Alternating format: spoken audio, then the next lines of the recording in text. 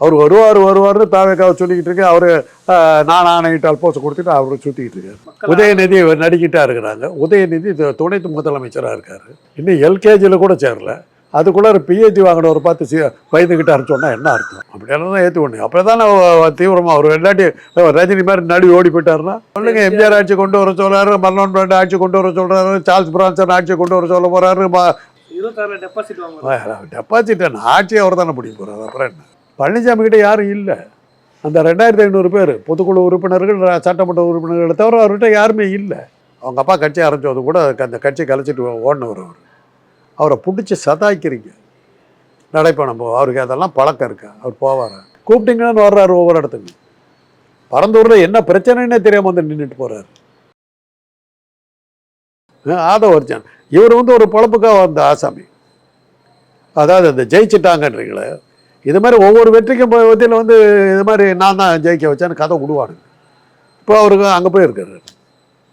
யார் புதுசாக கட்சி ஆரம்பித்தாலும் இந்த அவருடைய தொழில் அவங்க மாமனுடைய தொழில் லாட்ரி சீட்டு பல அரசாங்கங்கள் தடை பண்ணியிருக்குது. இவரை வச்சுக்கிட்டு ஒன்றிய அரசை பிடிச்சி லாட்ரி சீட்டுக்கு அங்கே அனுமதி வாங்குறதுக்கு அவர் அங்கே போயிருக்குவாங்க. அத்தகைய இப்படி விடுவார். என்னால் தான் திமுக ஜெயிச்சார், என்னால் தான் பைடன் ஜெயிச்சார், என்னால் தான் ட்ரம்ப் ஜெயிச்சார்னு கதை விடுவார். கேட்டுக்க வேண்டியது.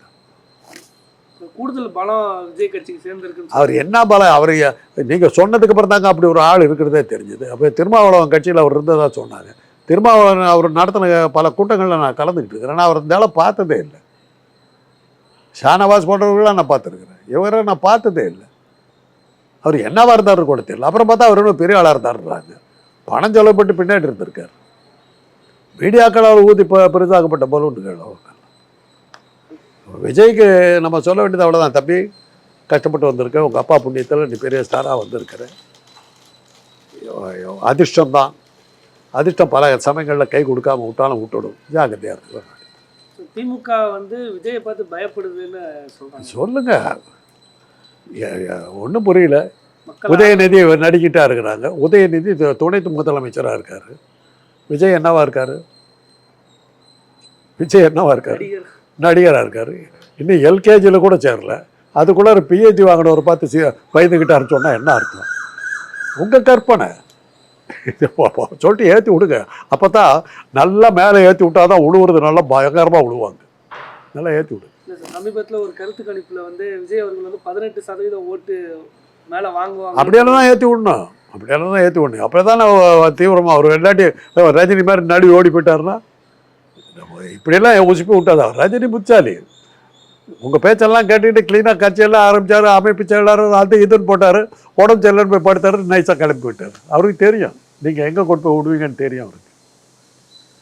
மாறன்கிட்ட ஒரு தடவை சொன்னாங்க, கலைஞருக்கே நீங்கள் தான் புத்தி சொல்பவர் அப்படின்னாங்க. இதை விட அதிகமாக தான் நான் கேட்டிருக்கேன், என் உயரம் எனக்கு தெரியும்னார். இதெல்லாம் இந்த கதையெல்லாம் என்கிட்ட வச்சுக்காதீங்க, அவ்வளோதான். அதே மாதிரி தான் தனுஷுக்கு சொன்னாங்க. தெளிவாக சொன்னார் அவர்.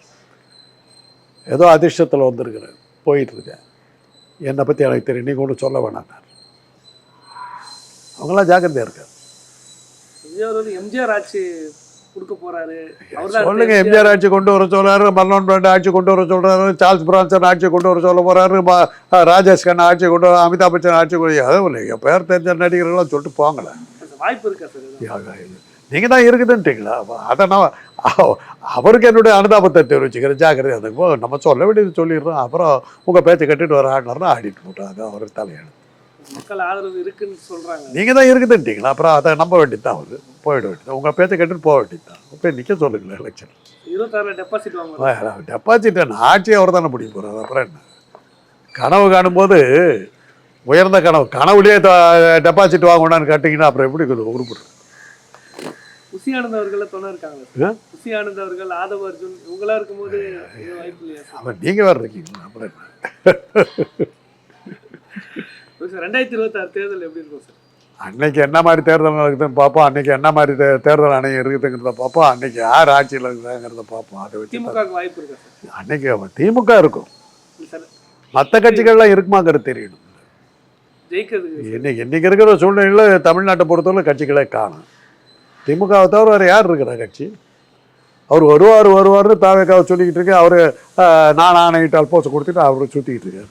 கீர்த்தி சுரேஷ் கல்யாணத்துக்கு அது கல்யாணத்துக்கு போகிறாரு, பொங்கல் கொண்டாடுறதுக்கு போகிறாரு, பிஸியாக இருக்கார். ஆக அவர் எல்லாம் வந்தால் தான் தெரியும். ஆளுங்கட்சியாக வர்றதுக்கு தேர்தலில் நிற்கிறதுக்கு திமுக இருக்கும். எதிர்த்து யார் நிற்க போகிறான்னு தெரிஞ்சால் தான் நம்ம பேச முடியும். அப்படி ஒரு கட்சியை காணும். அதுதானே இன்றைக்கி இருக்கிற சூழ்நிலை தமிழ்நாட்டு அரசியல் அதுதான். திமுக தேர்தலில் நிற்கும். அவரை எதிர்த்து யார் நிற்க போகிறாங்கிறத நீங்கள் 26ஆம் வருஷம் தான் தெரியும். திமுக நிற்கிறது உண்டு. அதிமுகவும் தாவேக்காவும் கூட்டணி வைக்க போறதா ஒரு பேச்சு இருக்கு. அதிமுகவில் யார் இருக்காங்கிறது தான் தெரிஞ்சு போச்சு. ஈரோடு எலெக்ஷனில் அவங்கெல்லாம் ஓட்டு போட்டதாக்க சீமானிக்க இந்த மாதிரி கதியாகும்.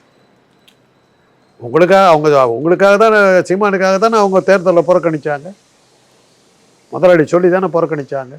இவ்வளோ கட்சியும் நிற்க வேணான்னு சொல்லி நீங்கள்லாம் சேர்ந்து சீமானுக்கு ஓட்டு போட்டு அவரை காப்பாற்றணும்னு சொல்லி பாஜக அமிச்சா டெபாசிட் போக வைக்கிறீங்க.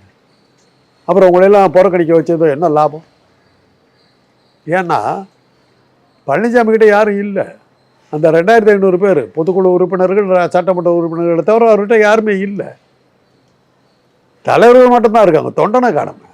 அவங்கெல்லாம் ஓட்டு போட்டதுனால 90,000 ஓட்டு. பொதுவாக எதிர்த்து இந்த மாதிரி பலவீனமான ஒரு எதிராளி நின்னாக்க ஓட்டு போட வரமாட்டாங்க. இதில் ஓட்டு போட வந்திருக்காங்க. அதாவது திமுக ஆட்சிக்கு வந்த புதுசில் காங்கிரஸோட கூட்டணியில் இருந்தாங்க இல்லையா, அதை 71வது வருஷம். அப்போ சி சுப்பிரமணியத்தை வந்து எலெக்ஷன் நிற்க வைக்கிறாங்க. இந்திரா காந்தி அவரை வந்து ஜெயிக்க வைக்கணும்னு சொல்லிட்டாங்க. கிருஷ்ணகிரியில் நிற்கிறார். எல்லாத்துக்கிட்டையும் எங்கள் அண்ணன் தான் பொறுப்பாக இருந்தார். ஏன்னா சேலம் மாவட்டம் இருப்பார். எல்லாம் எதிர்த்து நிற்கவங்கிட்ட எல்லாம் பேசி அவர் ஜெயிச்சா மந்திரி ஆடுவார் வேணான்னு சொல்லி எல்லா கட்சியும் வந்து நிற்கலன்னு சொல்லிட்டாங்க. 3%காரர் விட்டுருவாங்களா? ஒரு நான் பிராமின் நிற்கிறாரு, விட்டுறதா அப்படின்னு சொல்லிட்டு வரத தேசிகன் ஒரு ஆளை கொண்டு வந்து நிற்க வச்சுட்டாங்க. அந்த ஆள் நாமினேஷன் போட்டு போயிட்டான். தேடுறாங்க, வாபஸ் வாங்கிக்கியா இல்லாட்டி அனாவசியம் ஒரு தேர்தல் நடத்தணும். கிடச்சோன்னு வரல. தேர்தல் நடத்த வேண்டியதாக போச்சு. நடத்தினாக்கா மக்கள் ஓட்டு போடவே வரல. அப்புறம் ஃபோர்ஸ் பண்ணி, ஏன்னா ஒரு குறிப்பிட்ட பர்சன்டேஜுக்கு விழுக்காட்டுக்கு குறைவாக ஓட்டு இருந்ததுன்னா தேர்தல் செல்லாது. அதுக்காக ஆட்களை எல்லாம் ஃபோர்ஸ் பண்ணி இழுத்துக்கிட்டு வந்து ஓட்டு போட வச்சு தேர்தலை செல்கிற மாதிரி பண்ணி இதாச்சு. அதுக்கு அந்த துக்ளக் பத்திரிகை எப்படி போட்டாங்கன்னா, இந்திய இராணுவம், டேங்க் படைகள், பீரங்கி, விமானங்கள் எல்லாம் வந்து சேர்ந்து வரத தேசிகன்ற ஒரு கொசு அடித்தாங்கன்னு போட்டு அப்படி போட்டாங்க. அது அந்த டைமில் நமக்கு கிடைச்ச பாடம் என்னன்னா, எதிரி சரியாக இல்லைன்னா தேர்தலுக்கு யாரும் வரமாட்டாங்க. அதான் ஜெயிக்க போகிறாங்களே ஒரு மெத்தனம் வந்து. அது மாதிரி இந்த தேர்தலில் நடக்கலை. ஏன்னா நீங்கள்லாம் கொடுத்த அந்த விளம்பரம், நீங்கள் கொடுத்த இது, அந்த தேர்தல் ஆணையம் பண்ண அட்டகாசத்தெல்லாம் பார்த்தோன்னா ஜனங்க பயந்துட்டாங்க. விட்டா வந்துடுவாங்க போட்டு 3% வந்துடும் போட்டுக்கிட்டு இவ்வளோ வேகமாக. அப்போ கூட பாருங்கள் எங்கே வலிச்சுக்கிட்டு 23,000 ஓட்டு வந்திருக்குது. தபால் வாக்குகள் கரெக்டாக வந்துருச்சு, 13 ஓட்டு. இல்லை சார், இப்போ 2011 இப்போ அதிமுக தேமுதிக கூட்டணி மாதிரி 26ல் தாவேகா அதிமுக கூட்டணி வந்து ஒரு மாற்றம் வரும், திமுக எதிர்க்க பழனிசாமியும் விஜயும் ஒன்றா சேருவாங்கன்னு சொல்லுங்க, அவ்வளோதான். அவங்கக்கிட்ட யார் இருக்காங்கங்கிறது அப்புறம் பார்ப்போம். தொண்டர்கள் இருக்காங்களான்னு பார்ப்போம். இல்லை சார், சேர வாய்ப்பு இருக்கா சார்? சரி, அது கண்டிப்பாக சேருவாங்க. அது முதலாளி அமித்ஷா என்ன சொல்கிறாருன்னு பார்க்கணும். அமித்ஷா அது ஒன்றும் பவரில் இருக்காரான்னு பார்க்கணும். ஏன்னா இப்போ வந்து மோகன் பகவத் வந்து கொஞ்சம் மோடி மேலே கொஞ்சம் இதாக இருக்காரு. ஆர்எஸ்எஸ் முடியாதுன்னு மோடி அவரும் போயிடுவாங்க. இல்லை, அவங்க சேர்ந்து ஒரு பலம் இருக்கும்னு நினைக்கிறீங்க? அவங்க உலகத்தின் மிகப்பெரிய பணக்கார கட்சிங்க. தாவேக்காவா? பாஜகங்க. உலகத்தின் பேரு இந்தியா இல்லை, உலகத்திலேயே பெரிய பணக்கார அரசியல் கட்சி பாஜக. அவ்வளோ பணம் யார்கிட்டையுமே கிடையாது. அவங்க இது காங்கிரஸ் ஏன் திருப்பி தோத்துச்சு? பல இடங்களில் காங்கிரஸ் வெற்றி பெற்றுச்சு. மணிப்பூரில் 2 எம்எல்ஏ பாஜகவுக்கு. ஆட்சி அமைக்கிறது காங்கிரஸ், இது பாஜக. காங்கிரஸ் எம்எல்ஏலாம் விலைக்கு வாங்கிட்டாங்க. அதனால தானே உனக்கு ஓட்டு போடுறதுக்கு பேசாமல் நேரடியாக பாஜகவுக்கு போட்டுடலான்னு தானே போட்டுடுறாங்க. அதான் நடக்குது இப்போ.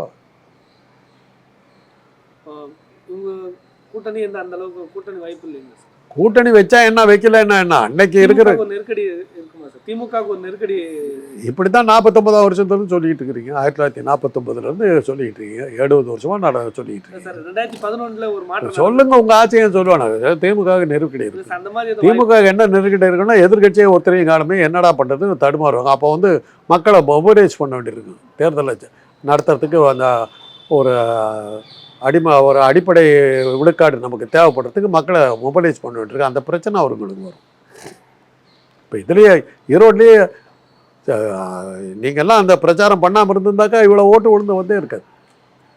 அதான் ஏங்க ஆளுங்கட்சியை சேர்ந்தவங்க யாரும் எட்டு கூட பார்க்கலையே. அது எப்படி ஜெயிச்சிருவாங்கன்னு போயிட்டாங்களா? அந்த அளவுக்கு மெத்தனமாக இருந்தாங்க. அப்படி இருந்து இந்த மாதிரி ஓட்டு வந்துருச்சு. காரணம், தேர்தல் ஆணையம் தில்லுமுள்ளு பண்ணுங்கிற ஒரு சந்தேகம் மக்களுக்கு வந்ததுனால தான் இவ்வளோ வேகம். சார், அடுத்து விஜய் அவர்கள் வந்து ஊரா வந்து பயணம் போறாரு, நடப்பயணம் போறாருன்னு ஒரு தகவல் இருக்கு சார். ஏங்க அவர் ஜாலியாக இருக்கிறாரு. அவரை போட்டு இப்படி போட்டு இது அதனால தான் அவர் வரமாட்டேன்னாரு. அவங்க அப்பா கட்சி ஆரம்பிச்சது கூட அந்த கட்சி கலைச்சிட்டு ஓடினவர் அவர். அவரை பிடிச்சி சதாய்க்கிறீங்க. நடைப்பயணம் அவருக்கு அதெல்லாம் பழக்கம் இருக்கா? அவர் போவாரா? ஏன் அவரை போட்டு உயிர் எடுக்கிறீங்க? இல்லாட்டி அண்ணாமலைகிட்ட கேட்கணும். அண்ணாமலை ஒரு நடைப்பயணம் போனாருங்க. வண்டி விட்டு இறங்குவார், 4 அடி நடப்பார், உடனே காரவானில் ஏறிக்குவார், காரவானிலே போவார். அது மாதிரி நடைப்பயணம் அது மாதிரி அரேஞ்ச் பண்ணி போகலாம். அப்படியே தமிழ்நாடே பரபரத்துச்சு அந்த நடைப்பயணத்தில். அப்படியே டோட்டல் சேஞ்ச் வந்தது இல்லை. அண்ணாமலை தான் அதெல்லாம் காட்டியிருக்காரு. அதை ஃபாலோ பண்ணுங்க. அவங்க கட்சி தானே. அதெல்லாம் ஒன்றும் கவலைப்படாத, கேரவான்லேயே நடைப்பயணம் போகலான்னு சொல்லி அவர் கூப்பிட்டு போவார். அவருடைய கேரவானே கூட கொடுப்பாரு. இப்போ விஜய்க்கான விருப்பம் இல்லைன்னு அவருக்கு ஆசை இருந்ததுன்னா இந்நேரம் வேகமாக வந்திருப்பார். ஃபோர்ஸ் பண்ணிட்டாங்க, என்ன பண்ணுறதுன்னு தெரியல,